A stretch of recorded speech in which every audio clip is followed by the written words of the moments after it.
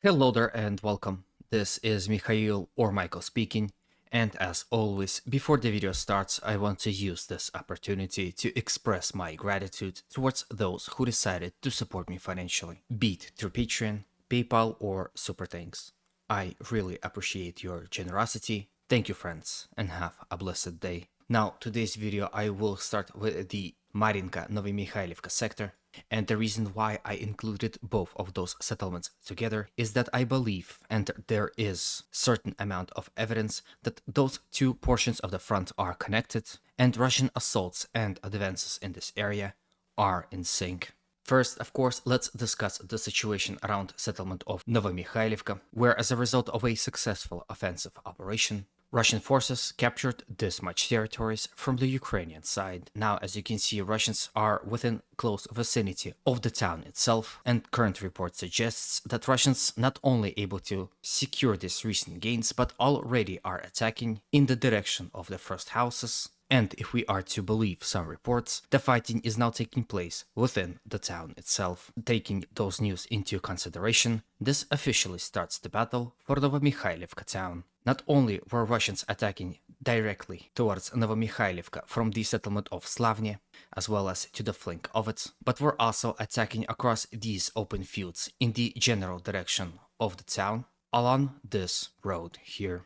Russians were also reported attacking in the general direction of Ukrainian-controlled village of Pobeda, and of course are finishing the clearing operation within the Marinka settlement. In the last 24 hours, Russians were able to advance here on the open fields and capture those territories in the process. The next important goal for the Russian forces on this front is of course to capture the settlement of Pobeda and gain full control over the 0032 road. Currently, Russians are attacking along it, as well as across the open fields, in an obvious attempt to capture the settlement. At last, let's move to the Marinka city and discuss recent territorial gains here. After Russians captured the southern part of Marinka, fighting continued in its northern parts. And as a result of successful storming operations, this is exactly how much territories Russians were able to capture from the Ukrainian side. Now, as you can see, very little is left of Marinka itself, perhaps not even a 1%. But again, the game for the Ukrainians here was over ever since Russians captured this very southern portion of Marinka, after which everything just collapsed. Now, of course, Ukrainians are counterattacking in attempt to,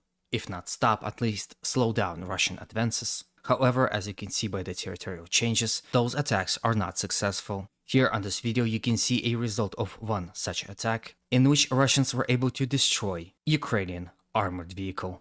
If we zoom out to assess the entire situation, we can see a most interesting scenario developing. After the fall of Marinka, Russians have two main vectors to advance, either forward to the west in the direction of Grigorievka, or in support of Russian forces advancing in the direction of Novomykhailivka, first to capture the settlement of Pobeda, which will greatly increase Russian offensive potential here in this area, will allow them to advance along this very important road in the direction of Ukrainian-controlled settlement of Kostianivka, and will generally allow Russians to attack all across the fronts, endangering village of Paraskovivka and settlement of Novomykhailivka, now from other side as well. So perhaps those are the objectives for this new Russian winter offensive. Here at this moment, I would like to know your opinion about this whole situation. Also, if you liked this video so far, please consider supporting it by hitting that like button, commenting, and of course subscribing if you are not subscribed. For the reasons that are unknown to me, YouTube have not been showing my videos to my subscribers.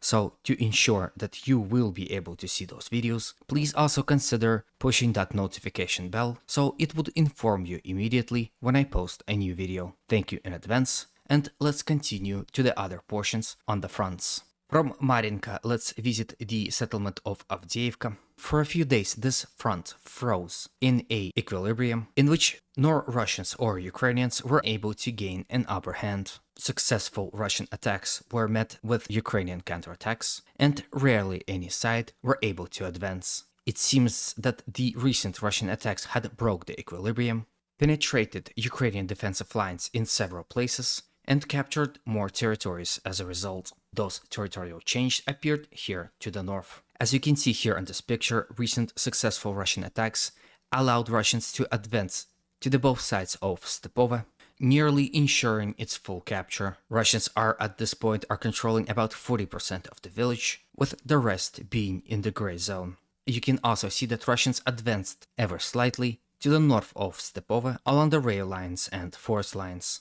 Desperate and fruitless Ukrainian counterattacks here in this area brought no positive result, as they were unable to either stop or slow down the Russians. For example, here on this video, you can see a short engagement of Russian, what would seem to be a BTR, and Ukrainian Bradley, although no one came on top. But this video is a great representation that Ukrainians are unable to give up on this portion of the front just yet, and are constantly challenging Russian forces everywhere they can. So far, they are unable to achieve any success. If Stepova were to fall, which I think is now a question of time, perhaps hours or days, the next obvious choice for the Russians will be the somewhat larger settlement of Berdichi.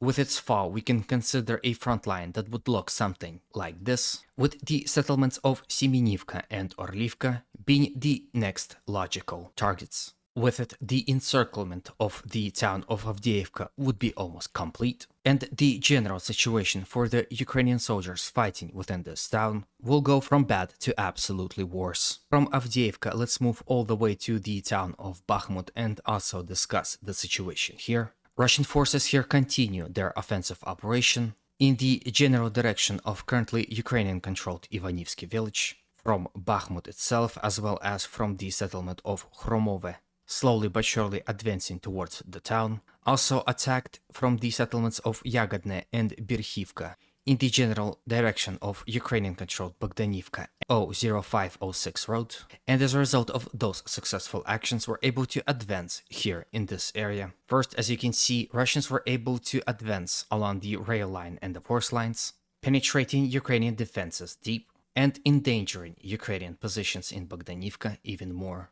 They are now also able to attack in the direction of the road and cemetery as well, and those attacks also complemented this recent Russian territorial gain. What's interesting is that in this particular portion of the front, Ukrainians held a very strong defensive position. This is where an intense trench system and stronghold was located, and now officially Russians are in control of it. Again, we can see that the entire northern flank for the Ukrainians is slowly crumbling, as Ukrainian side show full inability to protect themselves from the Russian onslaught. From the town of Bakhmut, let's move to the settlement of Razdalivka near to the Solidar front line and also discuss recent territorial change that appeared here near Russian-controlled village of Mykhailovka. In the last 24 hours, this is exactly how much territory Russians were able to recover from the Ukrainian side. As you can see here, Russians are advancing along the road and the railroad as well. This will allow Russians to launch so-called raid operations, in which maybe one tank and few BTRs would launch a limited attack,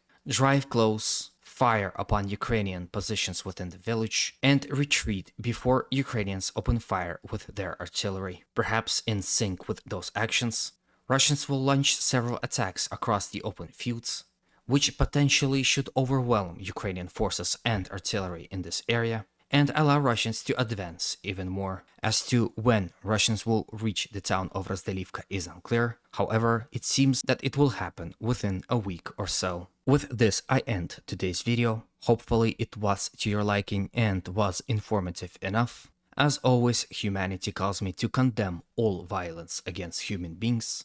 Have a good day and always remember, Russia will be free and great.